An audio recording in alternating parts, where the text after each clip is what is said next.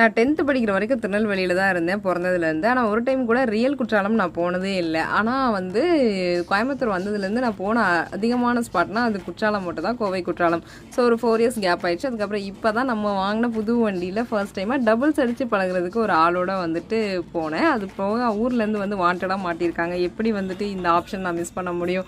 So வந்து தண்ணி இருக்குமோ இருக்காதோ அப்படின்னு நினச்சேன், சம்மர் டைம் அப்படின்றதுனால. ஆனால் சும்மா சொல்லக்கூடாது, நிறையவே தண்ணி இருந்துச்சு. அதுக்கப்புறம் என்ன எது எப்படி ஆனாலும் இயற்கை தன்னை எப்போவுமே நல்லா அம்சமாக வந்துட்டு மெயின்டைன் பண்ணிகிட்ருக்குல்ல. ஸோ எங்கள் டீமில் இந்த குட்டி பாஸும் சேர்ந்துக்கிட்டாரு. ஸோ அவர் ஹாப்பி, அவர் ஒரு பக்கம் ஆட, நான் ஆடினே இருந்தேன். தண்ணியை பார்த்தோன்னே ரொம்பவே வந்துட்டு சூப்பர் கூலிங்காக இருந்துச்சு. கண்டிப்பாக வந்துட்டு சம்மர் தண்ணி இருக்காதுன்னு நினைக்காதீங்க, நல்லாவே தண்ணி இருக்குது. அதுக்கப்புறம் இங்கே எலிஃபென்ட் கேம்ப் ஸ்டார்ட் பண்ணிட்டாங்க. இதுக்கு முன்னாடி ரொம்ப நாள் முன்னாடியே அதுக்கான வீடியோஸ் பார்த்தேன். பட் ஆல்மோஸ்ட் ஒர்க்கு முடிஞ்சுன்னு நினைக்கிறேன். ஸோ நீங்கள் போனாலும் ரொம்ப கேர்ஃபுல்லாக இருங்க. அதுக்கான ஒர்க்கு மேக்ஸிமம் முடிஞ்சிச்சுன்னு தான் நான் கேள்விப்பட்டேன். அப்புறம் தனம் மெஸ் அப்படின்னு சொல்லிட்டு காருண்யா பக்கத்தில் நாங்கள் வர வழியில் ஒரு மெஸ்ஸில் சாப்பிட்டோம். ரியலி ஃபுட் எல்லாமே ஆசம். கண்டிப்பாக ஒன்ஸ் நீங்களும் ட்ரை பண்ணி பாருங்கள்.